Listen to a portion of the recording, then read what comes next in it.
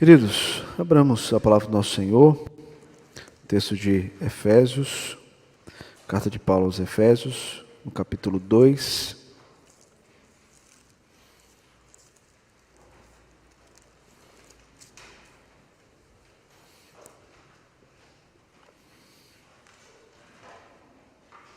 Efésios capítulo 2, faremos a leitura dos versículos de 1 a 10. Efésios 2, os versículos de 1 a 10. Diz assim a palavra de Deus: Ele vos deu vida, estando vós mortos nos vossos delitos e pecados, nos quais andastes outrora, segundo o curso deste mundo, segundo o príncipe da potestade do ar, do espírito que agora atua nos filhos da desobediência, entre os quais também todos nós andamos outrora, segundo as inclinações da nossa carne, fazendo a vontade da carne e dos pensamentos, e éramos, por natureza, filhos da ira, como também os demais. Mas Deus, sendo rico em misericórdia, por causa do grande amor com que nos amou, e estando nós mortos em nossos delitos e pecados, nos deu vida juntamente com Cristo. Pela graça sois salvos. E juntamente com Ele nos ressuscitou e nos fez assentar nos lugares celestiais em Cristo Jesus, para mostrar nos séculos vindouros a suprema riqueza da sua graça em bondade para conosco em Cristo Jesus. Porque pela graça sois salvos mediante a fé. Isto não vem de vós, é dom de Deus, não de obras, para que ninguém se glorie. Pois somos feitura dele, criados em Cristo Jesus para as boas obras, as quais Deus de antemão preparou para que andássemos nelas. Oremos mais uma vez. Deus, acabamos de ler a Tua palavra, queremos entender as Tuas verdades.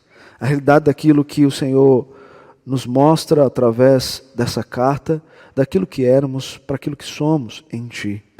Ajuda-nos, ó Deus, não apenas entender, mas viver esses princípios aqui estabelecidos.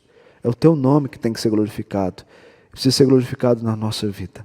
É a nossa oração, pedindo que o Senhor use o Teu servo com poder e graça, em nome de Jesus. Amém. Queridas crianças, o desenho para vocês hoje é quando o pai, a mãe, o coleguinha, ou o pastor pergunta para vocês: quem é Cristo? Quem é Jesus Cristo? O que vem à mente de vocês? Nós sabemos que a nossa mente, ela expressa imagem. A partir do momento que nós ouvimos algo, nós criamos imagem. Se nós não conhecemos, ou se nós ainda não temos um contato visível com aquilo. Nós não temos Cristo visível diante de nós, mas nós temos uma ideia do Cristo.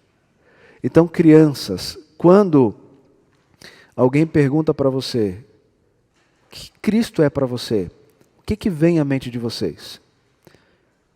Coloquem isso no papel. Desenhem, então, aquilo que vocês sabem a respeito de Cristo. Desenhem aquilo que vocês entendem a respeito de Jesus Cristo. Coloque isso no papel. Pais, como a gente sempre pede, fique de olho no desenho das crianças. Talvez você precisa pregar mais o Evangelho para os seus filhos. Ou talvez você precisa corrigir o pensamento deles.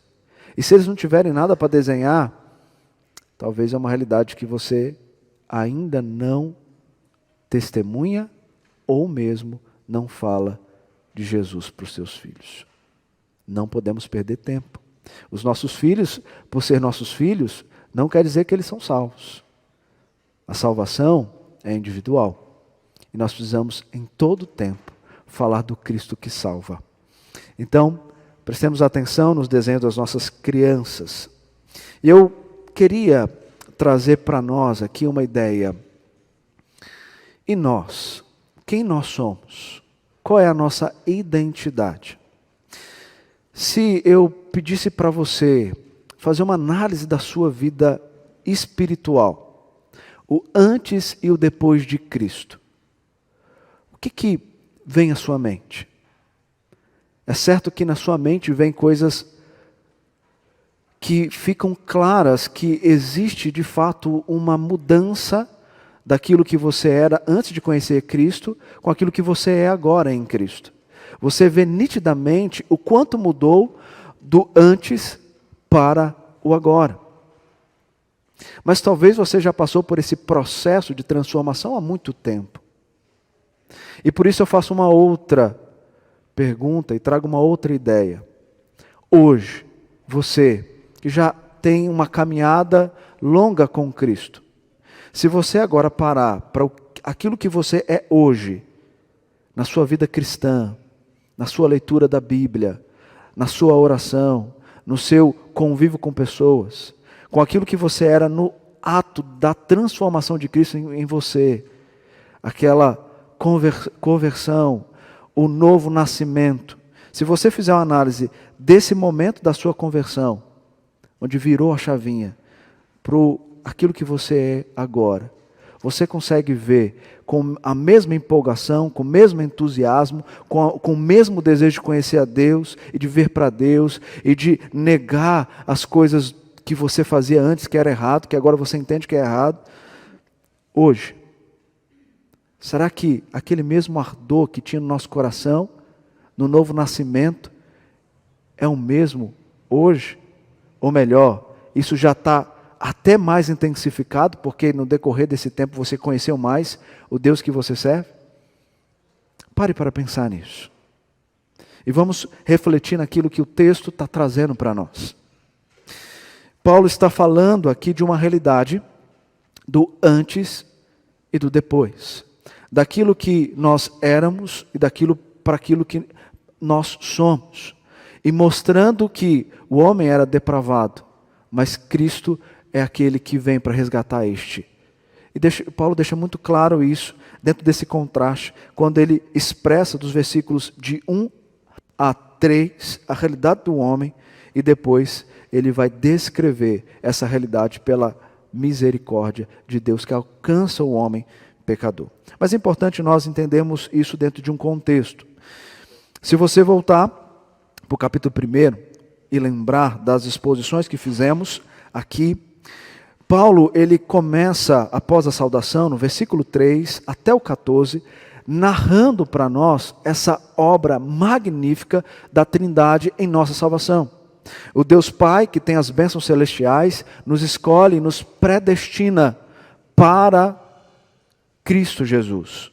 Cristo Jesus é aquele que vem trazer essa bênção celestial para nós. E na morte e ressurreição de Cristo, há perdão de pecados para os eleitos de Deus, e esses que agora são transformados porque eles foram, dentro do plano eterno, antes da fundação do mundo, escolhidos e destinados para esse fim. E o Espírito Santo é aquele que vai aplicar essa obra no nosso coração, habitando em nós, e ele, habitando em nós, ele é o selo, o penhor da nossa herança. E Paulo fala isso em gratidão. Ele está agradecendo a Deus por essa realidade. E ele faz isso enquanto o povo de Éfeso estava desesperado, estava angustiado, porque eles sabiam que Paulo estava preso. E eles questionavam o porquê de Paulo estar preso, pois Paulo pregava esse evangelho genuíno. E agora, por conta desse próprio evangelho, ele foi preso. Mas ele faz questão de trazer essa descrição da obra magnífica de salvação em louvor e adoração, para que o coração daqueles crentes pudessem ser consolados pela certeza de que esse Deus que salvou, regenerou e transformou a vida deles é o mesmo Deus que estava cuidando de Paulo na prisão. O mesmo Deus que planejou tudo isso é o mesmo Deus que planejou Paulo estar preso naquela situação. E por isso não há o que temer, não há o porquê ficar triste. Pelo contrário, nós temos que louvar a Deus, porque tudo está debaixo do seu controle, do seu propósito eterno. E o versículo 15 em diante, como vocês ouviram na exposição do reverendo Sérgio, ele destacou aquilo que Paulo traz com ênfase aqui. Após apresentar essa realidade, ele vai orar para que isso seja real no coração. Vocês precisam entender que o Cristo que morreu, ressuscitou, deu vida a vocês, ele iluminou os olhos do coração. Ele é aquele que vai fazer com que você possa enxergar essa novidade de vida. E a oração é para que tudo isso faça sentido e você venha praticar na sua caminhada de fé. E após isso, ele vai voltar a falar dessa realidade da obra eterna, detalhando isso com aquilo que nós éramos antes de Cristo, para aquilo que nós somos agora em Cristo Jesus. Então ele destaca isso a partir do capítulo 2, os versículos de 1 a 10.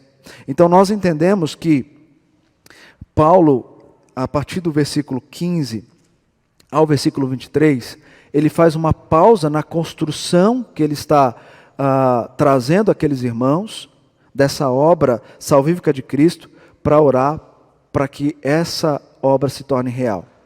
Mas nós temos uma continuidade, a partir do versículo 14 do capítulo 1, no capítulo 2. E um destaque muito importante que nós temos que perceber no texto, são dos pronomes, nós e vós. Se você voltar aqui comigo, no versículo 13 e no versículo 12 e 13, Paulo vai falar o seguinte: a fim de sermos para o louvor da sua glória, nós. Quem é esse nós aqui? Nós, os que de antemão esperamos em Cristo. Esse nós são os judeus. Paulo está falando dos judeus aqui. Mas o versículo 13, ele aponta para o vós. É quem também vós. Quem é esse vós? Gentios. Depois que ouviste a palavra da verdade, o evangelho da vossa salvação, tendo nele crido, foste selado com o Santo Espírito da promessa. E aqui no capítulo 2 ele vai voltar a fazer isso também. Ele começa o versículo 1, ele vos deu vida estando vós, gentios, mortos nos vossos delitos e pecados. Mas depois no versículo 3, ele também inclui os judeus, quando diz, entre os quais também todos nós, judeus, andamos outrora. E ainda no versículo 3, ele vai falar depois, e éramos, por natureza, filhos da ira, englobando tanto judeus como gentios. Por isso que no capítulo 3 de Romanos, nós lemos lá, que tanto judeus como gentios estão debaixo do pecado.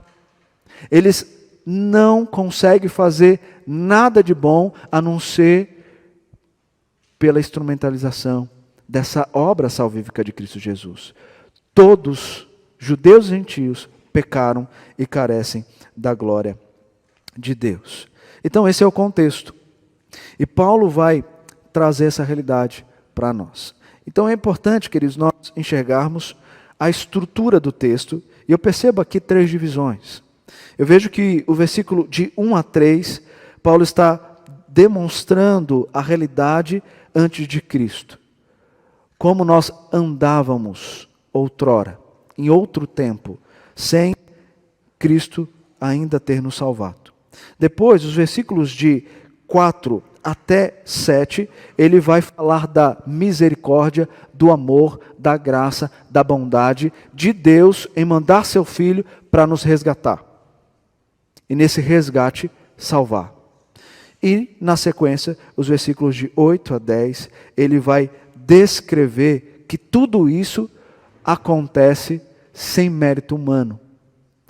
Tudo isso acontece porque Deus quis realizar. Fazia parte do conselho da Trindade. Fazia parte daquilo que Ele planejou na eternidade. O homem não tem força alguma, poder algum, condição alguma para se salvar. Pela graça sois salvos mediante a fé. E ele vai trazer algo a mais no versículo 10. Vocês são criados em Cristo Jesus. E nós vamos ver isso nessas 3 divisões. Então, em primeiro lugar, vejamos o que Paulo vai narrar para nós, os versículos de 1 a 3. Ele vos deu vida, estando vós mortos nos vossos delitos e pecados, nos quais andastes outrora, segundo o curso deste mundo, segundo o princípio da potestade do ar, do espírito que agora atua nos filhos da desobediência, entre os quais também todos nós andamos outrora, segundo as inclinações da nossa carne, fazendo a vontade da carne e dos pensamentos, e éramos, por natureza, filhos da ira, como também os demais. Quando nós olhamos para o original, aqui tem algo muito interessante. O ele vos deu vida não está no versículo 1, lá no grego. Já começa em estando vós mortos nos vossos delitos e pecados.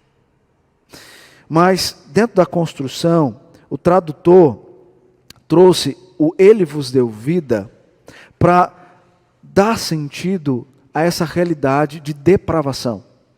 Não há problema na construção em português, na tradução em português, colocar ele vos deu vida, porque o versículo 5 vai trazer isso. Mas, quando eu olho essa construção lógica que ele faz, desde o versículo 3 do capítulo 1, enxergar a leitura em estando vós mortos deles dos pecados, demonstra uma ideia que Paulo queria trazer para aqueles irmãos. Vocês precisam entender a realidade daquilo que vocês eram. Para diante disso, reconhecer o tamanho da graça que resgatou você, que não merecia salvação. Então, o texto começa mostrando a depravação humana. E Paulo vai fazer isso nesses 3 primeiros versículos e demonstrar então que a condição da raça humana era em pecado, como Romanos vai trazer isso para nós, como lemos aqui em Romanos 3.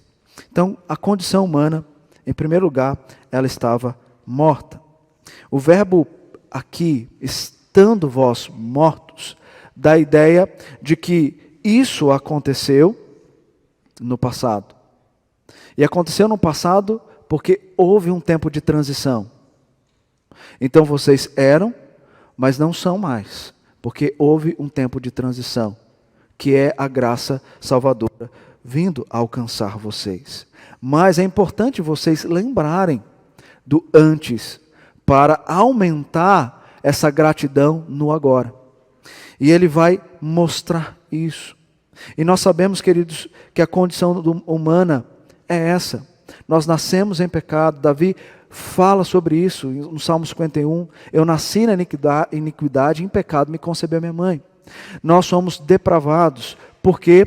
Porque o pecado original, ele foi transferido a nós. E os pecados atuais, os pecados que nós cometemos hoje, é reflexo desse pecado original dos nossos primeiros pais, Adão e Eva. E por conta, então, deles escolherem o pecado entrou no mundo. E por isso todos pecaram. O ser humano, ele nasce já morto. E morto espiritualmente. Importante destacarmos isso, né? Porque ninguém nasce morto e continua vivendo. Mas Paulo está destacando a ideia da morte espiritual. Nós já nascemos mortos, porque nós não nascemos desejando Deus, se Deus não nos tocar no nosso coração. Então essa morte espiritual é a realidade do homem desde o seu nascimento, porque o pecado original entrou no mundo. Paulo vai falar que nós estávamos mortos em delitos e pecados. Esses 2 substantivos vai abranger essa condição do homem. A palavra delito, ela está aqui no sentido de transgressão, ou seja, é aquele que ultrapassa os limites morais, seria aquele que está caminhando em um trajeto e dá um passo em falso e perde o rumo da caminhada. Mas ele fala também do pecado, e nós sabemos que o pecado é errar o alvo. Existe um alvo na sua caminhada, e quando você comete pecados, então você erra esse alvo, deixando de chegar no lugar devido. Deus criou o homem para caminhar dentro de um trajeto em que, no final, nós alcançaremos, não por méritos nossos, mas por méritos da cruz de Cristo, a coroa da vida. Então, nós estamos caminhando nessa direção. Mas o pecado, ele atrapalha, ele pode ser um sobrepeso, ele pode, de fato, nos desviar do alvo. E Paulo está mostrando que essa era uma realidade antes, e não agora. Mas se agora há porque existe um problema, que precisa ser resolvido. E nós sabemos o quanto o pecado nos cega, torna o homem inconsequente, tira os limites existentes de padrões morais e éticos, torna o homem dono de si mesmo, independente para agir segundo o seu próprio propósito, segundo o seu próprio coração, e não segundo aquele que é Cristo e que traz princípios e valores reais. Quando você encontra uma pessoa que ela vivia para Cristo, andava com Cristo, mas depois do nada abandonou totalmente, não quer mais saber de Cristo, nós começamos a questionar, mas como? Cantava no louvor, estava no púlpito pregando a palavra, era um oficial. Como abandonou tudo e passou a negar a Deus? Nós perguntamos, como os nossos filhos que foram criados na disciplina e na admoestação do Senhor, estão vivendo contra o Senhor, se rebelam contra o Senhor, cantavam hinos de louvores na igreja, viviam de uma forma linda e maravilhosa, faziam os desenhos que todo mundo se encantavam, mas agora vive na devassidão do pecado. Como pode isso, Senhor? Como pode isso? É disso que Paulo está falando. Mas ele continua. Além de mostrar a nossa condição, a condição de pecadores, ele mostra que nesse tempo nós ainda estávamos escravizados por 3 elementos que nos impulsionavam a viver de acordo com eles. Ele vai falar aqui: andastes outrora segundo o curso deste mundo, segundo o príncipe da potestade do ar, do espírito que agora atua nos filhos da desobediência. Curso deste mundo, príncipe da potestade do ar e do espírito que agora atua nos filhos da desobediência. Paulo está falando aqui do mundo, da carne e do diabo. Aqueles que estão mortos espiritualmente, eles vivem segundo o mundo. E mundo aqui não é o cosmo. O mundo aqui é o secularismo, é a cultura, é tudo aquilo que nós temos permeando a estrutura do nosso Brasil, do nosso mundo. E como nós estamos vendo, queridos, um mundo caminhando para tirar Deus do centro. O quanto que os nossos filhos estão chegando em casa com conceitos absurdos, porque absurdo está o mundo no pecado. Como eles estão se deixando levar por amigos, por professores, por ideologias que estão permeando e falando absurdos a respeito de Deus. Por que isso? Porque o mundo está conduzindo o coração deles. E Paulo está dizendo que aqueles que andavam antes de Cristo viviam inclinados para esse mundo. Por isso que em Romanos 12, 2 ele vai dizer: não vos conformeis com este século, mas transformai-vos pela renovação da vossa mente, para que experimenteis qual seja boa, agradável e perfeita vontade de Deus. Não podemos nos conformar com aquilo que o mundo ensina, prega, inculca no coração dos nossos filhos. Nós que conhecemos a palavra da verdade, temos que nos levantar com o evangelho para mostrar o errado e o certo e conduzi-los no caminho do Senhor. O mundo conduz o coração daquele que está em delito e pecado. Mas não só o mundo, Paulo vai falar também do diabo. E ele fala do diabo aqui, falando do príncipe da potestade do ar. Ao falar sobre isso, ele fala do mundo espiritual, onde atua o diabo e os seus anjos. E ele vai mostrar que essa força, esse poder, ele é invisível, mas é atuante. Ele é invisível, mas atuante. E às vezes nós temos a ideia de que o diabo entra no coração da pessoa e conduz a pessoa só quando ela está possessa. Não, queridos. O diabo entra e conduz a vida das pessoas, mesmo de terno e gravata, mesmo sendo pessoas aparentemente boas.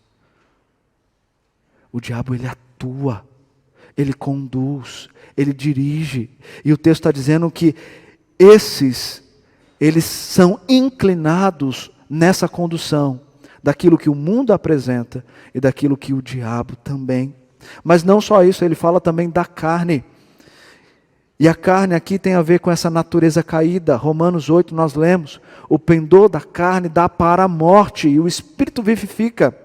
E aquele que anda na morte não tem o espírito da vida, porque aquele que tem o espírito da vida não anda inclinado para as coisas da carne, mas para as coisas do espírito. Agora pare para pensar, se nós caminhamos inclinados para as vontades humanas, para a promiscuidade, para as coisas que o meu coração está desejando, a impureza, a lascívia, toda aquela obra da carne que em Gálatas Paulo também traz. Se está andando assim, talvez eu tenha um problema na minha salvação. Ou eu estou em pecado, não estou andando no alvo, no caminho que vai me levar para o alvo. E eu preciso me arrepender, se eu sou de Cristo, e voltar para os caminhos dele. E ele vai destacar ainda que esses eram filhos da desobediência. E veja que quando ele fala aqui dos filhos da desobediência, ele fala do espírito que agora atua nesses filhos. O espírito que atua, voltando aqui para o diabo que acabei esquecendo de destacar, ele está mostrando que esse espírito que atua é o diabo. E ele atua nos filhos da desobediência. Ele conduz corações, mentes, a viver sem Deus, negando a Deus. Nós andamos outrora, segundo as inclinações da nossa carne, fazendo a vontade da carne e dos pensamentos. E quando ele destaca carne e pensamento, ele está mostrando o homem toda a sua unidade psicossomática. O homem influenciado em seu coração, que conduz a sua alma, se está no pecado, para a devassidão. Mas se está em Cristo, para Cristo. E ele está dizendo, isso era o que vocês andavam. Era a forma como vocês viviam. Mas ele fala mais. Além disso, além de viverem inclinados para essas coisas, vocês viviam antes condenados.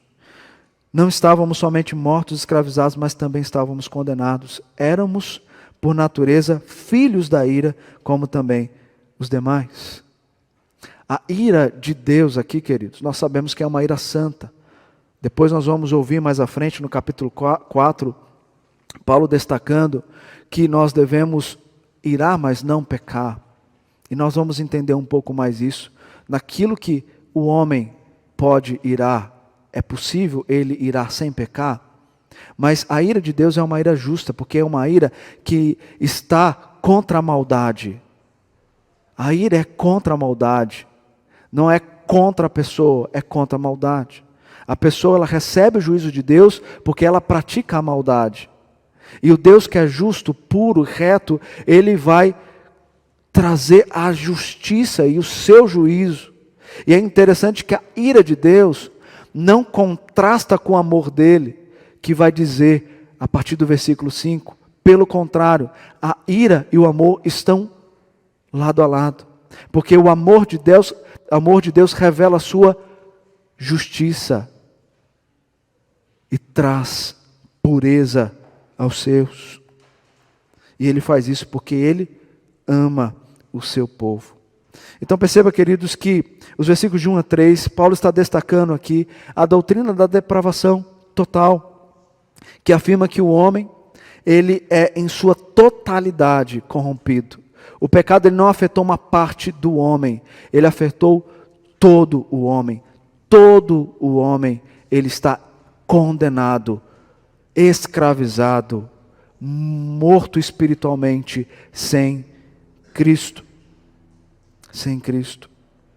E o homem precisa acordar, mas ele não consegue por si mesmo. Por isso que, em segundo lugar, Paulo vai destacar o que faz o homem acordar desse estado de morte e ressuscitar para dar vida. Versículos 4 e 7. Mas Deus, sendo rico em misericórdia, por causa do seu grande amor que nos amou, estando vós mortos nos vossos delitos, nos deu vida juntamente com Cristo. Pela graça sois salvos. E juntamente com Ele nos ressuscitou e nos fez assentar nos lugares celestiais em Cristo Jesus. Veja essa conjunção adversativa no versículo 4, trazendo a mudança agora.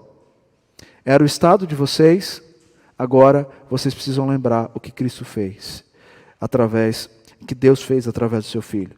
Mas, é interessante que, quando nós olhamos para Gênesis 1, 2, 3, você tem ali a descrição de Gênesis da criação, da perfeição, de tudo aquilo que Deus fez. O homem sendo criado à imagem e semelhança de Deus, para cuidar, governar, administrar toda a criação dele.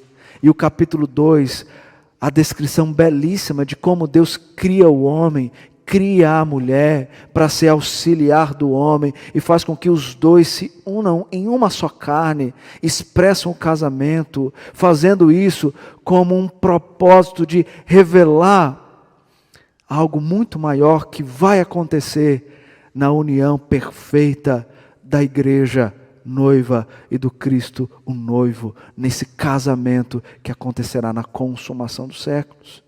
Tudo numa descrição da beleza de Deus.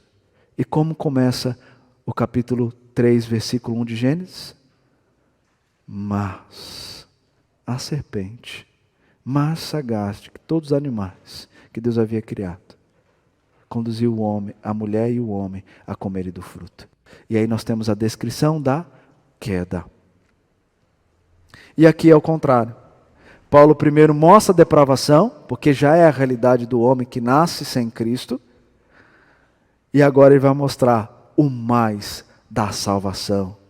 Mas Deus, sendo rico em misericórdia, por causa do grande amor com quem nos amou, estando nós mortos nos vossos delitos e pecados, nos deu vida. E pela graça sois salvos, mediante a fé. Não vem de vós, é dom de Deus. Não é para que o homem se glorie, mas que Deus seja glorificado, porque Ele faz isso conforme Ele planejou e Paulo descreveu para nós nos versículos de 3 a 14. Então o que Deus fez foi simplesmente salvar os seus escolhidos. Como Ele fez? Mediante Cristo e a graça rica dEle. Os salvos aqui, queridos, dentro da construção do grego, a classificação morfológica desse verbo é um particípio perfeito. E o que isso significa? Isso enfatiza as consequências permanentes da ação salvadora no passado. Aponta para a cruz de Cristo, que através da cruz houve remissão para os eleitos de Deus. Os pecados foram perdoados, já não há condenação para aqueles que estão em Cristo Jesus. E os eleitos de Deus passam agora a desfrutar de vida e não mais caminhar na morte. Quando eu estava lendo o comentário de John Stott, ele saltou aos meus olhos algo muito interessante, que eu trago a vocês. Ele vai mostrar aqui que Paulo usa 3 verbos, que retomam o que Deus fez com Cristo. E depois, colocando esse acréscimo aí do prefixo juntamente com, vai nos ligar a Cristo também nesses eventos. Perceba aqui, versículo 5. Primeiro, Deus nos deu vida juntamente com Cristo. Depois, juntamente com Ele, nos ressuscitou. Em terceiro, nos fez assentar nos lugares celestiais em Cristo Jesus. Então estes verbos, deu vida, ressuscitou e fez assentar, refere-se aos 3 eventos históricos de Cristo. A ressurreição, a ascensão e a exaltação de Cristo. Mas, pelo fato dele ter colocado esse prefixo juntamente com, ele está mostrando que toda essa obra, em que levou Cristo ressuscitar dentre os mortos, subir aos céus e ser exaltado, é o que que Deus faz também através de Cristo em nós. Então, nós, através da salvação, também somos vivificados, ressuscitados e exaltados em Cristo. E isso nos leva a entender a nossa união mística com Cristo. Nós não somos mais do mundo, diz a Escritura, mas nós estamos no mundo, não sendo mais filhos da desobediência ou filhos da ira, mas filhos de Deus e herdeiros e co-herdeiros com Cristo Jesus. Não estamos condenados, mas todos os pecados perdoados através da expiação vicária de Cristo. A nossa residência terrena é passageira, porque nós somos concidadãos dos santos, somos da família de Deus e nós temos uma morada eterna. O nosso fim aqui não é um destino para o inferno, mas é um destino para o céu. O nosso ciclo termina e inicia em Cristo, nos céus, aguardando a consumação. A nossa morte não é uma morte eterna. Não é uma morte eterna, é apenas uma morte física. E tudo isso por quê? Porque nós estamos em Cristo. E Cristo nos salvou. E nos salvou pela misericórdia, graça, amor, bondade de Deus. O que levou Deus a escolher, predestinar um povo para ser seu? O que levou Deus a fazer isso? Fazer com que um homem já nasça depravado totalmente, para que no determinado momento a obra de Cristo seja aplicada no coração através do Espírito e ele seja resgatado. Por que que Deus fez todas as coisas assim? E o capítulo 1 diz para nós, porque Ele quis. Isso fazia parte do plano dele. E Ele é Deus eterno, soberano, e Ele quis fazer isso para revelar sua glória e não do homem, a sua glória e não do homem. E o texto então vai destacar para nós aqui a misericórdia. Deus sendo rico em misericórdia, amor. Deus, por causa do seu grande amor com quem nos amou, pela graça sois salvos, bondade, em bondade para conosco em Cristo Jesus. Então nós estávamos mortos espiritualmente, mas agora nós temos vida, e essa vida se deu porque há em Deus, na sua essência, nos seus atributos, misericórdia, amor, graça, bondade. E por conta disso, Ele fez com que a obra de Cristo alcançasse o coração de vocês, para agora vocês não viverem mais inclinados para o mundo, Satanás e os desejos da carne, mas para o Espírito que dá vida e que nos mostra os seus frutos, que devem ser evidenciados em nós. Além disso, ele diz o texto, ele fez isso no versículo 7, para mostrar nos séculos vindouros a suprema riqueza de sua graça, em bondade para conosco, em Cristo Jesus. O que seria isso? Quando as pessoas lá atrás, antes de Cristo, olhavam para o Robert, olhavam para o Sérgio, diziam para nós, esses aí não tem solução mais.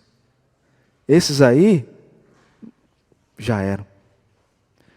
Olha o pecado, olha a vida, olha a forma como eles lidam com as coisas. Não tem solução mais. Não tem. Mas depois de um tempo, essas mesmas pessoas vão nos ver diferente. E vão ver, eita, é outra pessoa. Agora é de Jesus. Prega, fala, ensina, testemunha de Jesus. Mas como isso pode acontecer? Isso pôde acontecer porque Deus, sendo rico em misericórdia, nos amou, derramou sua graça e mediante a fé nos salvou. Porque Robert e Sérgio não tinham mérito algum. E as pessoas enxergavam isso. Mas agora as pessoas podem glorificar a Deus, porque no século vindouro puderam ver a suprema riqueza da graça de um Deus que salva, liberta, cura e transforma. Você está aqui não porque você escolheu Deus, mas porque foi Ele que escolheu, e graças a Deus por isso. Agora, se você está aqui porque você escolheu estar aqui, e não houve uma obra de salvação, você não vai permanecer aqui, porque você não consegue permanecer se o Espírito não habitar em você. E é isso que ele vai falar nos versículos finais. Nos versículos finais, então, ele vai mostrar que essa salvação, ela se dá sem mérito humano, é pela graça. E ele começa os versículos aqui, de 8 a 10, dizendo duas negativas, para mostrar a realidade de quem salva. Ele diz, não vem de vós, é dom de Deus. Não de obras, para que ninguém se glorie. Perceba que a salvação não depende de nenhum mérito nosso. Nada temos a oferecer para Deus, só Ele a nós. E o que Ele nos oferece? Salvação. Mas Ele não nos oferece no sentido assim, então, estou aqui te mostrando a salvação. Quer? Não, de forma alguma. Ele oferece salvação já dando o Espírito Santo para tocar no nosso coração. E nessa chamada eficaz, a gente poder ouvir o Evangelho, entender e dizer, eu agora sei que sou pecador, não quero viver mais no pecado, quero viver para esse Cristo, porque agora tudo faz sentido nele. É assim que ele faz. Por isso, queridos, teologias que pregam que o homem tem algum traço da bondade em sua natureza pecaminosa, que o permite escolher Deus, que houve da parte de Deus uma ação de prever que o homem seria algo que o faz escolhê-lo por meio da presciência, que a pessoa pode aceitar ou resistir à graça de Deus, são teologias equivocadas. E fazem um desserviço para o reino. Não aprofunda a realidade daquilo que a Escritura deixa tão claro para nós. Não de obras humanas para que ninguém se glorie. É misericórdia, é graça que Deus dá conforme a sua vontade, pois isso Ele determinou no seu conselho santo e soberano, para que a Trindade eterna pudesse aplicar isso em nós. Somos salvos mediante a fé, e nem a fé é inata em nós. O texto diz, é dom de Deus. Deus dá a fé para você enxergá-lo, porque sem isso você não consegue. Por isso que Hebreus vai dizer, sem essa fé que é dada por você, é impossível agradar a Deus. E o versículo 10, ele diz, somos feituras. Sabe qual é a palavra grega usada aqui para feitura? É poimenas. Poimenas não, é poema. É poema. Que significa, para nós aqui, é usado como a tradução para poema. O que Paulo está querendo ensinar com isso? Vocês são feituras de Deus. Como? Sendo a obra de arte de Deus. Vocês são a obra de arte de Deus. Deus os criou conforme a sua imagem e semelhança, de forma com que vocês foram criados para Ele. Mas vocês nasceram em pecado. Mas agora há um ponto de transformação. E esse ponto de transformação vai criar vocês para Ele. E o verbo criar aqui está ligado à salvação. Ou seja, quando ele diz, somos feitura dele, criados em Cristo Jesus para as boas obras, ele está dizendo que agora vocês são criados, modelados, como uma obra de arte, para não desejar mais o pecado, mas desejar a vida. Olha que lindo isso. Nós somos hoje, por causa da obra de Cristo, criados para viver em salvação, em santidade, perseverando como santos que somos. Além disso, Ele nos fez, então, criados para as boas obras. Olha o que ele vai contrastar aqui, no versículo 9, não de obras, para que ninguém se glorie. Então a obra não salva, mas a obra tem que ser evidenciada por causa da salvação.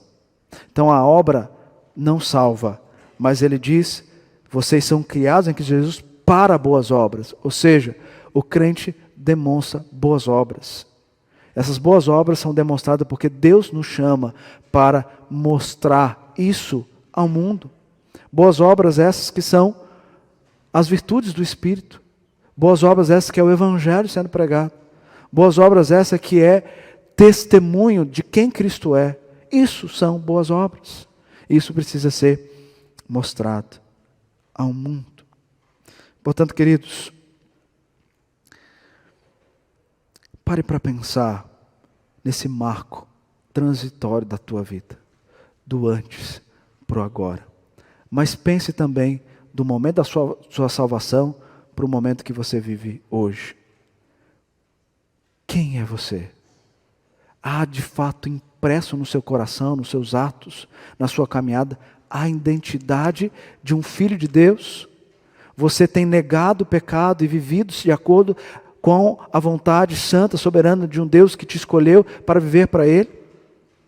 Você tem negado o pecado? Você tem lutado contra aquelas coisas que eram habituais antes de Cristo, para no lugar colocar as virtudes que me apontam para Deus? Quem é você hoje? Quem será você amanhã? As pessoas podem olhar para você e dizer, ali vai uma luz que me cega de tão bonito que é, porque essa luz é do Senhor Jesus. Há um Filho de Deus caminhando ali. Vocês podem falar isso no seu trabalho? Se eu chegar para os seus colegas de trabalho, eles vão poder falar isso? Aqui na igreja, será que se a gente perguntar para os seus amigos quem é você, podem falar isso? Será que o seu Spotify pode falar isso? Será que o seu TikTok pode falar isso? Será que seu Instagram pode falar isso? Será que a mesma intensidade que eu tinha quando Cristo me alcançou de ler a Bíblia, de conhecer, de perguntar ao pastor o que é isso, o que é aquilo, eu não entendo, me fala, me explica, eu preciso me alimentar, é o mesmo hoje? Ou você, lá uma vez ou outra, lembra de abrir a Bíblia e ler a palavra de Deus? Ou, lá uma vez ou outra, você lembra de orar, além da oração corriqueira, do café, do almoço, da janta? Ou, sequer, ainda esteja fazendo isso? Se nós somos de Cristo, não podemos viver inclinados para a carne. E se nós estamos vivendo inclinados para a carne, então há um problema grave, que você precisa resolver hoje, e não amanhã. Negue as suas vontades, se dissipa do seu orgulho, para viver as virtudes daquele que vos chamou das trevas para a luz. Você é filho da luz, você não é filho da desobediência, você não é filho da ira, você é filho de Deus. E Cristo fez essa obra magnífica para você viver com Ele, andar nele e não satisfazer as concupiscências da carne. Mas se há isso em você, se lá no secreto da tua casa, do teu coração, você está buscando a promiscuidade, a prostituição, a lascívia, a impureza, acorde. Se você é filho de Deus, acorde. Se não é, é o momento de você dizer, Deus, eu não quero mais viver para o pecado. Alcance meu coração, transforme meu coração, faz de mim um filho teu. Mas se você é filho de Deus, está no pecado, abandone o pecado. Porque a Escritura deixa muito claro, aquele que confessa e deixa, alcança misericórdia. E o que confessa e não deixa, alcança misericórdia? Não, né? Então, reveja a tua vida. Nós precisamos mudar. O mundo está em trevas e nós somos a luz para dissipar essas trevas. Fomos chamados para isso. Então sejamos isso, para a honra, louvor e glória de Deus. Amém? Muito obrigado por nos acompanhar até o final desse vídeo. Para receber mais reflexões e ficar por dentro dos próximos conteúdos, te convidamos a seguir as nossas redes sociais que estão na descrição. Alguns vídeos aparecerão na tela, caso queira continuar nos assistindo. Abraço e até a próxima!